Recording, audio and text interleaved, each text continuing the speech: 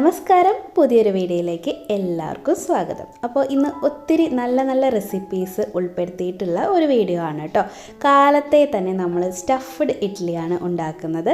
അപ്പോൾ പ്രത്യേകിച്ച് കറികളൊന്നും ഇല്ലെങ്കിലും നമുക്ക് ആ ഒരു ഇഡ്ഡലി കഴിക്കാനായിട്ട് സാധിക്കും. എന്നാലും ഞാൻ നോർമലി ഉണ്ടാക്കുന്ന പോലെ ഒരു ചട്നിയൊക്കെ പ്രിപ്പയർ ചെയ്തിട്ടുണ്ട്. അതുപോലെ തന്നെ ഉച്ചയ്ക്ക് നമ്മൾ കടലപ്പരിപ്പ് കൊണ്ടുള്ള സാമ്പാറും പിന്നെ ഒരു അടിപൊളി എഗ് റോസ്റ്റിൻ്റെ റെസിപ്പിയും കുറച്ച് മറ്റുള്ള റെസിപ്പീസും ഒക്കെ ഉൾപ്പെടുത്തിയിട്ടുണ്ട് കേട്ടോ. അപ്പോൾ എല്ലാവരും കണ്ടു നോക്കുക. ഇഷ്ടപ്പെടുവാണെങ്കിൽ ലൈക്ക് ചെയ്യാനും ഷെയർ ചെയ്യാനും കമൻറ്റ് ചെയ്യാനും മറന്നപോലെ ആരെങ്കിലും ആദ്യമായിട്ട് കാണുന്നവരുണ്ടെങ്കിൽ ഒന്ന് സബ്സ്ക്രൈബും കൂടി ചെയ്തിട്ട് തുടർന്ന് കാണാം കേട്ടോ. അപ്പോൾ നമുക്ക് വേഗം നമ്മുടെ വീഡിയോയിലോട്ട് കിടക്കാം. അപ്പോൾ കടലപ്പരിപ്പ് കൊണ്ട് നിങ്ങൾ എപ്പോഴെങ്കിലും സാമ്പാർ ഉണ്ടാക്കി നോക്കിയിട്ടുണ്ട്? ഉണ്ടാക്കുന്നവരുണ്ടായിരിക്കാം. എന്നാലും എൻ്റേതായിട്ടുള്ള ഒരു രീതി ഞാനിവിടെ കാണിക്കുകയാണ്. അപ്പോൾ ഒരു 1/4 കപ്പോളം നമ്മൾ കടലപ്പരിപ്പ് എടുത്തിട്ടുണ്ട്. അത് കഴുകിയെടുത്തതിന് ശേഷം ഇതിലേക്ക് ഇത്രയും പോകുന്ന ഒരു സൈസിൽ കായം, മുഴുത്തോടെയുള്ള കായം ചേർത്ത് കൊടുത്തു. നല്ല തിളച്ച വെള്ളം ഒഴിച്ച് കൊടുത്തിട്ട് ഒരു 1/4 മണിക്കൂറോളം ഇതിനെ ഒന്ന് കുതിർത്തി വെക്കണം. എന്നാലാണ് പെട്ടെന്ന് അതൊന്ന് വെന്ത് കിട്ടുള്ളൂ. അപ്പോൾ നമ്മുടെ വെള്ളം തിളച്ച് വന്നിട്ടുണ്ടായിരുന്നു ചോറ് വയ്ക്കാൻ വേണ്ടിയിട്ട്. അപ്പോൾ അതിലേക്ക് വേണ്ടിയിട്ടുള്ള അരിയൊക്കെ കഴുകി ഞാൻ എടുത്തുകൊണ്ട് ഇട്ടിട്ടുണ്ട്. ഒറ്റ മിനിറ്റ് പോലും വേണ്ട കേട്ടോ അരി തിളച്ച് കിട്ടാനായിട്ട്. പെട്ടെന്ന് തന്നെ എടുത്ത് റൈസ് കുക്കറിലേക്ക് വെച്ച അടിപൊളി റൈസ് 1 മണിക്കൂർ കഴിഞ്ഞ് റെഡിയാവും. പിന്നെ അതേ ചായക്ക് അല്ല കോഫിക്കുള്ള വെള്ളം വെച്ച് കൊടുത്തിട്ടുണ്ട്. അപ്പോൾ അത് തിളച്ചുകൊണ്ടിരിക്കുകയാണ്. ഞാൻ കോഫി പൗഡറും പഞ്ചസാരയും ഇട്ട് കൊടുത്തിട്ടുണ്ട് കേട്ടോ. അത് പെട്ടെന്ന് തന്നെ ആയി കിട്ടും. അപ്പോൾ ഈ ഇടയായിട്ട് ഞാനൊരു നല്ല ശീലം തുടങ്ങിയിട്ടുണ്ട്. ഒരു ടു ഡു ലിസ്റ്റ് ഉണ്ടാക്കി വെക്കുന്നുണ്ട്. അതായത് ഇന്ന് ചെയ്യാനുള്ള കാര്യങ്ങൾ ഞാനൊരു നോട്ട് പാഡിൽ എഴുതി വെക്കുവാണ്. അപ്പോൾ അതിനനുസരിച്ച് എനിക്ക് കാര്യങ്ങൾ ചെയ്തെടുക്കാനും സാധിക്കും. ഒന്നും മറന്നു പോവാതെ, എല്ലാം വിട്ടു പോവാതെ എല്ലാം ചെയ്യാനും സാധിക്കുന്നുണ്ട് കേട്ടോ. അപ്പോൾ കുറച്ചും കൂടി പ്രൊഡക്റ്റീവായിട്ട് കാര്യങ്ങൾ ചെയ്യാനായിട്ട് എനിക്ക് പറ്റുന്നുണ്ട്. ഞാനൊന്നും മറന്നു പോകുന്നില്ല എന്നുള്ളതാണ് ഏറ്റവും ഇമ്പോർട്ടൻ്റ് ആയിട്ടുള്ള കാര്യം. അപ്പോൾ ഇത് കഴിഞ്ഞിട്ടും ചിലപ്പോൾ എനിക്ക് കുറച്ച് അധികം സമയം കിട്ടുവാണെങ്കിൽ വീട്ടിൽ ബാക്കി ചെയ്യാനുള്ള കുറച്ച് കാര്യങ്ങളും കൂടി ഞാൻ ഇതിൽ ഉൾപ്പെടുത്താറുണ്ട് കേട്ടോ. അപ്പോൾ ഇങ്ങനൊരു ടു ഡു ലിസ്റ്റ് ഉണ്ടാക്കി വെക്കുന്നത് എന്തുകൊണ്ടും നല്ലതാണെന്നാണ് എനിക്ക് തോന്നുന്നത്. അപ്പോൾ നോട്ട് പാഡിലെ എഴുത്തും കുത്തൊക്കെ കഴിഞ്ഞ് ഞാൻ നമ്മുടെ ഇഡ്ഡലി തയ്യാറാക്കാനായിട്ട് പോവാണ് കേട്ടോ. അപ്പോൾ അതിലേക്ക് വേണ്ടിയിട്ടുള്ള ഫില്ലിംഗ് ആണ് ആദ്യം തയ്യാറാക്കുന്നത്. അതിന് വേണ്ടിയിട്ട് 2 ഉരുളക്കിഴങ്ങും ഒരു വലിയ ക്യാരറ്റിൻ്റെ പകുതിയും ഞാൻ എടുത്തിട്ടുണ്ട് കേട്ടോ. അത് കഴുകി വൃത്തിയാക്കിയതിന് ശേഷം കട്ട് ചെയ്ത് കുക്കറിലേക്ക് മാറ്റിയിട്ടുണ്ട്. 2 വിസിലാണ് ഉപ്പിട്ടിട്ട് വേവിക്കാനായിട്ട് പോകുന്നത്. അപ്പോൾ അത് വേവിക്കാൻ വെച്ചതിന് ശേഷം ഞാൻ ഒരു സവാള, ഒരു വലുതാണ് എടുത്തത്, അതുപോലെ തന്നെ ഒരു വലിയ പച്ചമുളകും ഇതുപോലെ കട്ട് ചെയ്തെടുത്തിട്ടുണ്ട്. ഇനി നമുക്കിതിലേക്ക് വേണ്ടിയിട്ടുള്ള മസാല തയ്യാറാക്കാം. അതിനായിട്ട് ഒരു 2 ടീസ്പൂണോളം വെളിച്ചെണ്ണ ഒഴിച്ച് കൊടുത്തു. കടുകിട്ട് പൊട്ടിച്ചതിന് ശേഷം 1/4 ടീസ്പൂണോളം ഉഴുന്ന് പരിപ്പും പിന്നെ ഒരു ടീസ്പൂണോളം പൊട്ടുകടല കേട്ടോ, അത് നിർബന്ധമായിട്ടും ചേർക്കണേ. 1/2 ടീസ്പൂണോളം ജീരകം കൂടി ചേർത്ത് കൊടുത്ത് നന്നായിട്ടൊന്ന് വഴറ്റി ഒന്ന് പൊട്ടിയൊക്കെ വന്നപ്പോഴത്തേക്കും അതിലേക്ക് ഒരു വലിയ സവാളയാണ് ചേർത്ത് കൊടുത്തിരിക്കുന്നത്.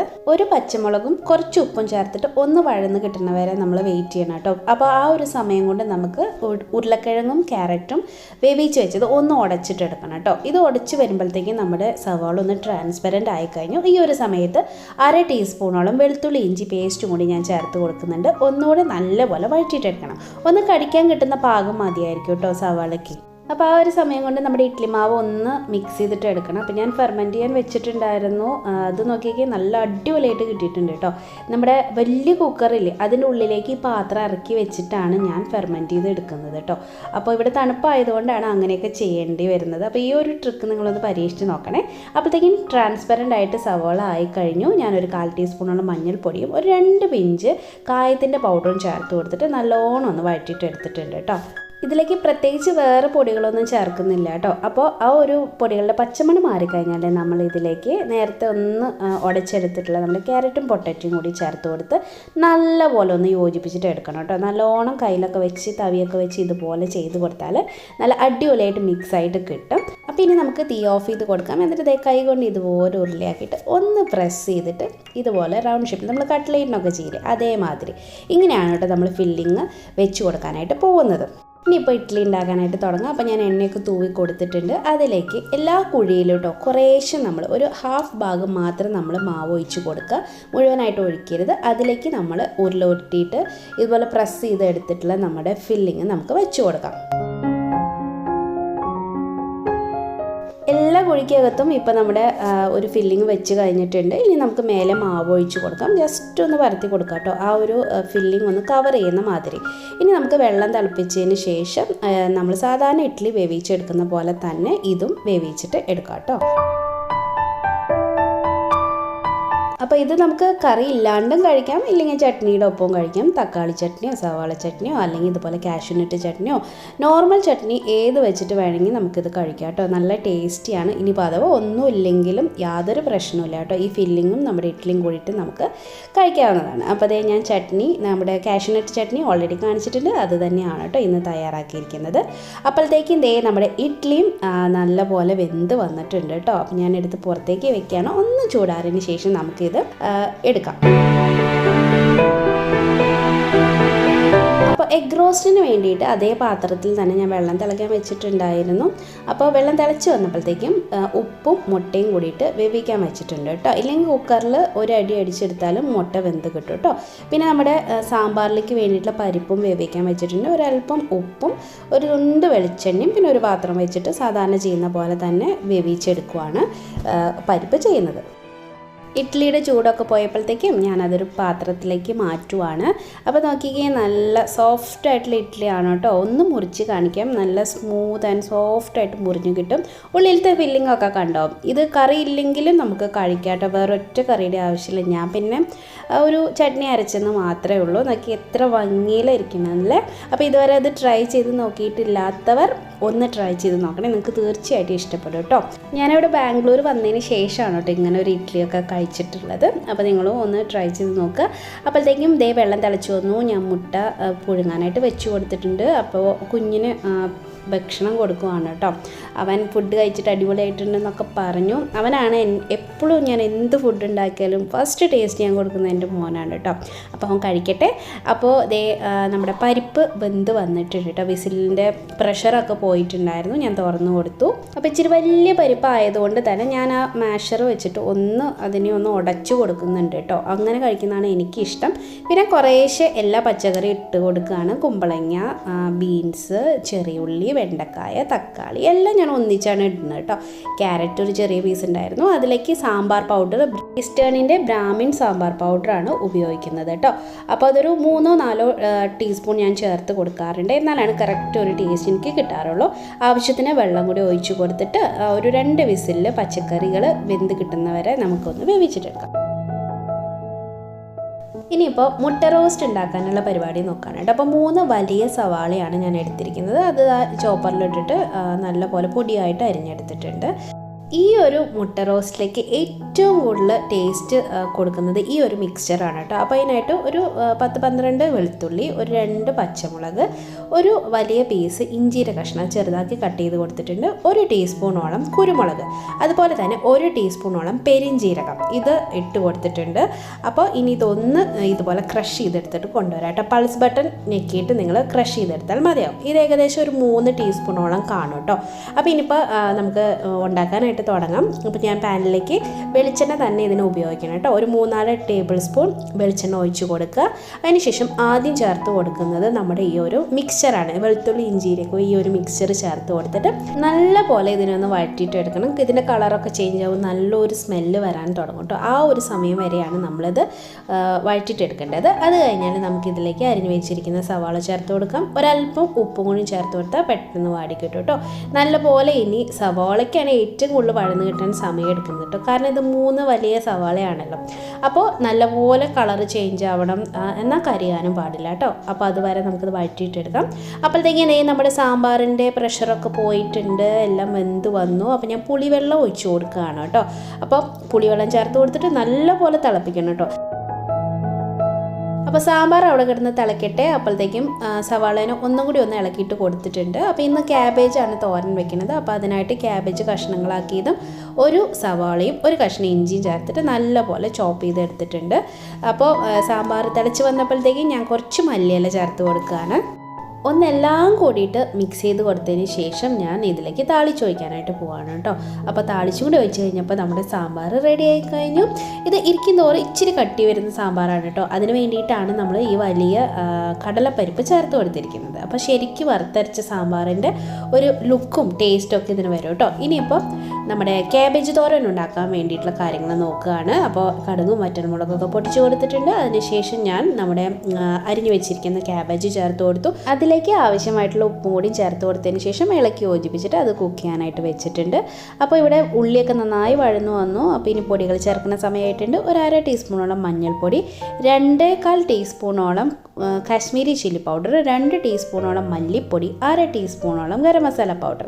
ഇത്രയും പൊടികൾ ചേർത്ത് കൊടുത്തിട്ട് നല്ലപോലെ വഴറ്റിയിട്ടെടുക്കണം. വഴന്ന് പച്ചമുളക് മാറി ഒന്ന് മൂത്ത് കഴിഞ്ഞാൽ നമുക്കിതിലേക്ക് തക്കാളി ചേർത്ത് കൊടുക്കാം. 2 പുളിയില്ലാത്ത പഴുത്ത തക്കാളിയാണ് കേട്ടോ ചേർത്ത് കൊടുത്തിരിക്കുന്നത്. നല്ലോണം ഇളക്കി യോജിപ്പിച്ചിട്ട് ഒരല്പം വെള്ളം കൂടി തെളിച്ച് കൊടുത്തിട്ട് നമുക്ക് അടച്ച് വെച്ചിട്ട് നല്ലപോലെ ഇതിനെ കുക്ക് ചെയ്തിട്ടെടുക്കാം. ആ ഒരു സമയം കൊണ്ട് നമ്മുടെ തോരനിലേക്ക് വേണ്ടിയിട്ടുള്ള തേങ്ങ ചതച്ചെടുക്കാൻ പോവാണ്. അപ്പോൾ ആവശ്യത്തിന് നാളികേരം എടുത്തിട്ടുണ്ട്. 1/4 ടീസ്പൂണോളം സാധാരണ മുളക് പൊടി, 1/4 ടീസ്പൂണോളം മഞ്ഞൾപ്പൊടി, 2-3 ചെറിയ ഉള്ളി ഇത്രയും ചേർത്ത് കൊടുത്തിട്ട് ചതച്ചെടുത്ത് കൊണ്ടുവന്ന് നമ്മുടെ കുക്ക് ചെയ്ത് വെച്ചിരിക്കുന്ന ക്യാബേജിലേക്ക് ചേർത്ത് കൊടുത്തു. നല്ലപോലെ ഇളക്കി യോജിപ്പിച്ചിട്ട് തേങ്ങയും കൂടി ഒന്ന് വേവാൻ വേണ്ടിയിട്ടുള്ള സമയം കൊടുത്തേക്കുവാണ് കേട്ടോ. അപ്പോഴേക്ക് നമ്മുടെ തക്കാളിയൊക്കെ നല്ലപോലെ വെന്ത് ഉടഞ്ഞു വന്നിട്ടുണ്ട് കേട്ടോ. ഒരു 1/4 കപ്പോളം വെള്ളം അല്ലെങ്കിൽ ഇളം ചൂടുള്ള വെള്ളം ചേർത്ത് കൊടുത്തിട്ട് നല്ലപോലെ മിക്സ് ചെയ്തിട്ടെടുത്ത് 1 മിനിറ്റ് കൂടി അതിനെ ഒന്ന് കുക്ക് ചെയ്തിട്ടെടുക്കാം. ആ 1 മിനിറ്റ് കഴിഞ്ഞാൽ നമ്മളിതാ പുഴുങ്ങിയ മുട്ട ഇതുപോലെ വരഞ്ഞ് കൊടുക്കണം. എല്ലാ ഭാഗത്തും ഇങ്ങനെ വരഞ്ഞ് കൊടുത്തിട്ട് അതും കൂടിയും നമ്മുടെ ഈ മസാലയിലേക്ക് ചേർത്ത് കൊടുക്കാം. അപ്പോൾ ഞാനൊരു 5 മുട്ടയാണ് കേട്ടോ എടുത്തിരിക്കുന്നത്. ഇനിയിപ്പോൾ മുട്ടയിലേക്ക് മസാല നല്ലപോലെ ആവുന്ന രീതിയിൽ ഒന്ന് ആക്കിയെടുക്കണം കേട്ടോ. നല്ലപോലെ ഇളക്കി യോജിപ്പിച്ചതിന് ശേഷം ഇതുപോലെ മസാല വെച്ചിട്ടൊന്ന് പൊതിഞ്ഞ് കൊടുത്തിട്ട് ഒരു 2 മിനിറ്റോളം ഇതിനെ അടച്ച് വെച്ചിട്ട് ഒന്നുകൂടി ഒന്ന് കുക്ക് ചെയ്തിട്ടെടുക്കാം. 2 മിനിറ്റിന് ശേഷം മൂടി തുറന്ന് നമുക്ക് ഇഷ്ടമുള്ള എത്രയാണോ അത്രയ്ക്ക് മല്ലിയില ചേർത്ത് കൊടുക്കാം കേട്ടോ. ഞാൻ ഇച്ചിരി അധികം ചേർത്ത് കൊടുക്കാറുണ്ട്. ഏകദേശം ഒരു കൈപ്പിടിയോളം വരും കേട്ടോ. അതും കൂടി ആയിക്കഴിഞ്ഞാൽ അതിലേക്ക് ഒരല്പം കറിവേപ്പിലയും കൂടി ചേർത്ത് കൊടുക്കാം. എന്നിട്ട് നല്ലപോലെ ഒന്നുകൂടി ഒന്ന് മിക്സ് ചെയ്തിട്ടെടുക്കാം. അപ്പോൾ ഇത്രയേ ഉള്ളൂ പരിപാടി. നമ്മുടെ അടിപൊളിയായിട്ടുള്ള എഗ് റോസ്റ്റ് തയ്യാറായി കഴിഞ്ഞു.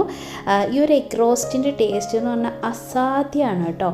നിങ്ങൾ ഒരു പ്രാവശ്യങ്ങളും ട്രൈ ചെയ്ത് നോക്കണം. ചോറിനും ചപ്പാത്തിക്കും പൊറോട്ടയ്ക്കും എന്തിൻ്റെയും കൂടെ പോകുന്ന, അല്ലെങ്കിൽ അപ്പായിക്കോട്ടെ എന്തിൻ്റെയും കൂടെ പോകുന്ന ഒരു അടിപൊളിയായിട്ടുള്ള എഗ് റോസ്റ്റ് റെസിപ്പിയാണ് കേട്ടോ ഇത്. അപ്പോൾ ഒന്ന് ട്രൈ ചെയ്ത് നോക്കിയിട്ട് അതിൻ്റെ അഭിപ്രായങ്ങളൊക്കെ കമൻറ്റ് ചെയ്തിട്ട് പറഞ്ഞേക്കണേ.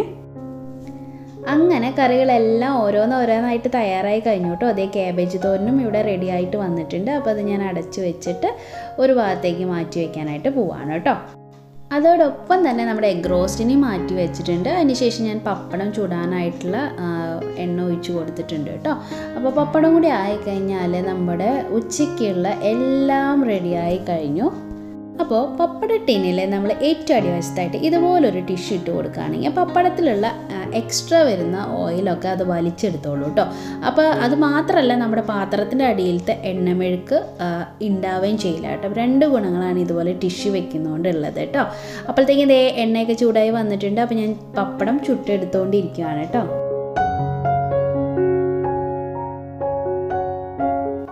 അങ്ങനെ പപ്പടത്തിനെയും പാത്രത്തിലാക്കി കഴിഞ്ഞു. അപ്പം നമ്മുടെ കറികളെല്ലാം കൂടിയിട്ട് ഒന്ന് കണ്ടു നോക്കിയാലോ. ഞാൻ എല്ലാം പകർത്തി ഓരോരോ പാത്രങ്ങളിലേക്ക് ആക്കി വെച്ചിട്ടുണ്ട് കേട്ടോ, കേടാകാതിരിക്കാൻ വേണ്ടിയിട്ടാണ്. അപ്പോൾ ദേ സാമ്പാർ, നമ്മുടെ അടിപൊളിയായിട്ടുള്ള എഗ് റോസ്റ്റ്, പിന്നെ നമ്മുടെ തോരൻ, പിന്നെ അച്ചാറുണ്ടായിരുന്നു, അത് ഞാൻ ഓൾറെഡി ഇട്ട് വെച്ചിട്ടുള്ളതാണ്, പിന്നെ പപ്പടം. ഇത്രയാണ് കേട്ടോ. ഒരുപാട് എന്താ പറയുക, ഇറച്ചി മീനും ഒക്കെ കഴിച്ച് നമുക്ക് മടുക്കുന്ന സമയങ്ങളിൽ ഉണ്ടാക്കിയെടുക്കാൻ പറ്റിയിട്ടുള്ള സിമ്പിളായിട്ടുള്ളൊരു ഊണാണ് കേട്ടോ ഇത്. അപ്പോൾ നിങ്ങൾക്ക് എല്ലാവർക്കും ഇഷ്ടപ്പെട്ടെന്ന് ഞാൻ വിചാരിക്കട്ടെ. ഇതുപോലെ ഈ ഒരു കോമ്പിനേഷനിൽ ഊണൊന്ന് കഴിച്ച് നോക്കുകയാണെങ്കിൽ നിങ്ങളെല്ലാവരും. അപ്പോൾ അതൊക്കെ അവിടെ വെച്ചിട്ട് ഞാൻ പിന്നെ അടുത്ത പണിയിലേക്ക് കടന്നു. അടുത്ത പണി എന്തായിരുന്നു എന്ന് വെച്ചിട്ടുണ്ടെങ്കിൽ നമ്മുടെ നെയ്യ് ഉണ്ടാക്കിയെടുക്കലായിരുന്നു കേട്ടോ. അപ്പോൾ ഇത്രയും പോകുന്ന ഒരു പാത്രം ഒരു 3/4 ഭാഗത്തോളം ഉണ്ടായിരുന്നു കേട്ടോ. അത്രയും പാൽപ്പാടയാണ് ഞാനിപ്പോൾ ഈ പാത്രത്തിലേക്ക് ഇട്ട് കൊടുത്തിരിക്കുന്നത്. അപ്പോൾ ഇത് ഇച്ചിരി അധികം സമയം എടുക്കുന്ന കാരണം കൊണ്ട് ഇപ്പോഴേ ഇട്ട് വെച്ചാലാണ് നമ്മുടെ ഊണൊക്കെ കഴിയുമ്പോഴത്തേക്കും റെഡി ആയിട്ട് വരുള്ളൂ. അപ്പോൾ അതേ പതുക്കെ ഇത് ഉരുകി സമയം എടുത്തിട്ട് ചെയ്യുള്ളൂ കേട്ടോ. ഞാൻ ഒരുപാട് തീയൊന്നും കൂട്ടിയിട്ടിട്ട് പെട്ടെന്ന് ആക്കി എടുക്കാറില്ല. അതിൻ്റെ ടേസ്റ്റ് ചേഞ്ചായി പോവും, അതുകൊണ്ടാണ്. പിന്നെ കരിയാനും തുടങ്ങും. അപ്പോൾ നല്ലപോലെ ഇളക്കി യോജിപ്പിച്ചിട്ട് ഇതവിടെ കിടന്ന് പതുക്കെ ഉരുകി നെയ്യായിട്ട് മാറട്ടെ. അപ്പോൾ നെയ്യൊക്കെ ഉണ്ടാക്കുന്ന വീഡിയോ ഞാൻ ഓൾറെഡി അപ്ലോഡ് ചെയ്തിട്ടുള്ളതാണ്. കാണാത്തവരുണ്ടെങ്കിൽ കണ്ടു നോക്കണേ. പഴയതാണ് കേട്ടോ, ഫസ്റ്റ് അങ്ങോട്ട് ചെയ്തിട്ടുള്ള വീഡിയോ ആണ്. പക്ഷേ ഇപ്പോഴും ഇത് തന്നെയാണ് കേട്ടോ ഞാൻ ചെയ്തുകൊണ്ടിരിക്കുന്നത്. എനിക്ക് പുറത്തുനിന്ന് നെയ്യ് വാങ്ങേണ്ട ആവശ്യം വരാറില്ല. അപ്പോൾ അതേ ഇതിവിടെ കിടന്ന് പതുക്കെ പാൽപ്പാട ഒരുക്കി നമ്മുടെ നെയ്യായി മാറിക്കോളും. അപ്പോൾ ഉച്ച നേരം ആയപ്പോഴത്തേക്കും ഞാൻ ഒന്ന് ചോറ് വിളമ്പി കാണിക്കാമെന്ന് വിചാരിച്ചു കേട്ടോ. അപ്പോൾ മുന്നേ നിങ്ങൾക്കൊന്ന് കാണിക്കാൻ വേണ്ടിയിട്ട് ഒരു പ്ലേറ്റിലേക്ക് വിളമ്പി എടുത്തിരിക്കുന്നതാണ്. അപ്പോൾ നോക്കി നമ്മുടെ ചോറും കറികളും ഒക്കെ ആയിട്ട് അതിനിടയ്ക്ക് ഞാൻ കേസരി ഉണ്ടാക്കിയിട്ടുണ്ടായിരുന്നു കേട്ടോ. അപ്പോൾ അതും കൂടി ഒരു സ്വീറ്റ് എന്നുള്ള നിലയ്ക്ക് അതും കൂടി ഒരു പാത്രത്തിലാക്കിയിട്ട് ഒരു സൈഡിലേക്ക് വെച്ച് കൊടുത്തിട്ടുണ്ട്. അപ്പോൾ നമുക്ക് ഗംഭീരമായില്ലേ നമ്മുടെ ഊണെന്ന് പറയുന്നത്. ഇത്രയും കറികളും ഉണ്ട്, എന്നാൽ ഒരുപാട് സമയം എടുക്കുന്ന കറികളും അല്ല കേട്ടോ. നല്ല ഈസി ആയിട്ട് ഉണ്ടാക്കാൻ പറ്റിയിട്ടുള്ള ടൈപ്പിലുള്ള കറികളാണ് ഇന്നെല്ലാം ഉണ്ടാക്കിയിരിക്കുന്നത്. അപ്പോൾ മെനക്കെടില്ലാതെ ഇത്ര മനോഹരമായിട്ടാണ് ഒരു ഊണ് തയ്യാറാക്കിയിരിക്കുന്നത്. അപ്പോൾ ഈ ഒരു തരത്തിൽ നിങ്ങൾ ഒന്ന് ചെയ്ത് നോക്കിയേക്കണേ. അപ്പോൾ നമ്മുടെ ശരത്തായിട്ട് ഊണ് കഴിക്കാനുള്ള ധൃതിയിലാണ് കേട്ടോ. ജോലി ചെയ്യുന്നതിൻ്റെ ഇടയിൽ നിന്ന് ഓടി വന്നിട്ട് ഊണ് കഴിക്കുന്നതാണ്. ആ നേരത്താണ് ഞാൻ വീഡിയോ ഒക്കെ എടുക്കുന്നത് കേട്ടോ. അപ്പോൾ നമ്മുടെ എഗ്ഗ് റോസ്റ്റൊക്കെ കണ്ടില്ലേ, എന്ത് രസമാണല്ലേ. മുട്ടയിലേക്കൊക്കെ നല്ലപോലെ മസാല പിടിച്ച് അടിപൊളിയായിട്ട് വന്നിട്ടുണ്ട് കേട്ടോ. നമ്മുടെ ഉൾവശത്ത് പോലും ആ ഒരു എഗ് റോസ്റ്റിൻ്റെ ടേസ്റ്റ് കിട്ടുന്ന രീതിയിലാണ് കേട്ടോ നമ്മളിന്ന് തയ്യാറാക്കി വെച്ചിരിക്കുന്നത്. അപ്പോൾ എല്ലാവർക്കും ഇഷ്ടപ്പെട്ടു എന്ന് ഞാൻ വിശ്വസിക്കട്ടെ. അപ്പോൾ ഊണൊക്കെ കഴിഞ്ഞ് വന്നപ്പോഴത്തേക്കും നെയ്യ് ഇവിടെ ഇത്രയും ആയി കിട്ടിയിട്ടുണ്ട് കേട്ടോ. നല്ല പോലെ അതൊക്കെ ഒന്ന് ഉരുകി വന്നിട്ടുണ്ട്. ഈ ഒരു ബ്രൗൺ കളർ ആകുമ്പോഴത്തേക്കും നിർത്തുന്നതാണ് നല്ലത്. ഇല്ലെങ്കിൽ പിന്നെ ഇത് കരിഞ്ഞു കഴിഞ്ഞാൽ പിന്നെ നമ്മുടെ നെയ്യിൻ്റെ ടേസ്റ്റ് മാറിപ്പോവും.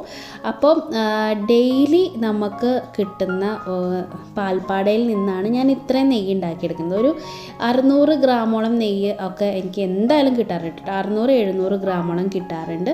അപ്പോൾ ഒരു പാക്കറ്റ് പാലിലത്തെ പാട മാത്രമാണ് ഞാൻ എടുത്ത് വയ്ക്കുക. ഒരു 2 ടീസ്പൂണോളം പാട മാത്രമേ ഉണ്ടാവാറുള്ളൂ. പക്ഷേ അതുകൊണ്ട് എനിക്ക് ഇഷ്ടം പോലെ നെയ്യ് കിട്ടാറുണ്ട്. ഈ ഒരു പാത്രം നിറയുന്ന വരെ ഞാൻ എടുത്തു വയ്ക്കും. അതിന് ശേഷമാണ് നമ്മൾ നെയ്യ് ഉണ്ടാക്കിയിട്ട് എടുക്കുന്നത്. ചൂടൊക്കെ പോയതിന് ശേഷം ഞാനതൊരു ചില്ലുകുപ്പിയിലേക്ക് മാറ്റുവാണ് കേട്ടോ. അപ്പോൾ ഒരു 1200 ml കുപ്പിയാണ് കേട്ടോ ഇത്. അപ്പോൾ ഇതിലൊരു 600-700 ഗ്രാമോളം നെയ്യ് എനിക്ക് കിട്ടിയിട്ടുണ്ട്. ഇതെനിക്ക് ധാരാളമാണ് കേട്ടോ. അടുത്തൊരു സെറ്റ് ഉണ്ടാക്കിയെടുക്കുന്ന വരയ്ക്കും എനിക്കിത് ഉപയോഗിക്കാൻ ഇഷ്ടം പോലെ ഉണ്ടാവാറുണ്ട്. അപ്പോൾ ഇത്രയും നെയ്യ് നമുക്ക് 10 പൈസ ചിലവില്ലാണ്ടല്ലേ നമ്മൾ ഉണ്ടാക്കിയെടുത്തിരിക്കുന്നത്. അപ്പോൾ നിങ്ങളും ട്രൈ ചെയ്ത് നോക്കുക, ഇതുവരെ ട്രൈ ചെയ്യാത്തവർ ആണെങ്കിൽ. അങ്ങനെ വൈകുന്നേരം ഒക്കെ ആയപ്പോഴത്തേക്കും ഒരു 3 മണിയൊക്കെ കഴിഞ്ഞപ്പോഴത്തേക്കും നമ്മൾ പച്ചക്കറിയൊക്കെ മേടിച്ചുകൊണ്ട് വന്നിട്ടുണ്ടായിരുന്നു ശരത്തേട്ടൻ. അപ്പോൾ അതെല്ലാം ഞാൻ കഴുകി, വെജ് വാഷിലാണ് കഴുകാറുള്ളത്. കഴുകി ഇതുപോലെ ഒരു തുണിക്ക് മേലെ ഇട്ട് കൊടുത്തിട്ടുണ്ട്. അപ്പോൾ ഇതിൻ്റെ വെള്ളമൊക്കെ വാർന്നതിന് ശേഷം ഞാൻ സിപ്ലോക്ക് കവറിലാക്കിയിട്ടാണ് ഫ്രിഡ്ജിലേക്ക് വയ്ക്കാറുള്ളത് കേട്ടോ. എല്ലാ പച്ചക്കറിയും ഫ്രൂട്ട്സും ഒക്കെ അങ്ങനെയാണ് ഫ്രിഡ്ജിലേക്ക് കയറ്റി വയ്ക്കാറുള്ളൂ. ഡയറക്റ്റായിട്ട് ഒന്നും ചെയ്യാറില്ല കേട്ടോ. കറിവേപ്പിലയൊക്കെ കണ്ടോ, കഴുകി ഇതുപോലെ ഒന്ന് ഡ്രൈ ആക്കിയതിന് ശേഷം ഇതുപോലെ ഒരു കുപ്പിയിലിട്ട് അടിയിലെ മേലെയൊക്കെ ടിഷ്യൂ പേപ്പറൊക്കെ വിരിച്ച് വെക്കുവാണെങ്കിൽ എത്ര നാൾ വേണമെങ്കിലും ഒരെണ്ണം പോലും കേടാവാതെ നമുക്ക് എടുത്ത് വയ്ക്കാനായിട്ട് സാധിക്കും കേട്ടോ. ഉപയോഗിച്ച് നമുക്ക് ഒരു നഷ്ടം വരാതെ ഉപയോഗിക്കാനായിട്ട് സാധിക്കും കേട്ടോ. അപ്പോൾ ഇത്രയൊക്കെ ഉള്ളൂ ഇന്നത്തെ വീഡിയോ. എൻ്റെ പണികളൊക്കെ ഒരുവിധം കഴിഞ്ഞിട്ടുണ്ട്. ഇനി കുറച്ച് കാര്യങ്ങളും കൂടി കഴിഞ്ഞ് നമ്മുടെ ടാർഗറ്റ് അച്ചീവ് ആവും കേട്ടോ. അപ്പോൾ ഇന്നത്തെ വീഡിയോ നിങ്ങൾക്ക് ഇഷ്ടപ്പെട്ടെങ്കിൽ തീർച്ചയായിട്ടും ലൈക്ക് ചെയ്യാനും ഷെയർ ചെയ്യാനും കമൻറ്റ് ചെയ്യാനും മറന്നു പോകരുത്. ആദ്യമായിട്ട് ആരെങ്കിലും വരുന്നവരുണ്ടെങ്കിൽ നമ്മുടെ ചാനലൊന്ന് സബ്സ്ക്രൈബ് കൂടി ചെയ്തേക്കണം കേട്ടോ. അപ്പോൾ അടുത്തൊരു വീഡിയോയിൽ വീണ്ടും കാണാം. അതുവരയ്ക്കും ബൈ, ടേക്ക് കെയർ.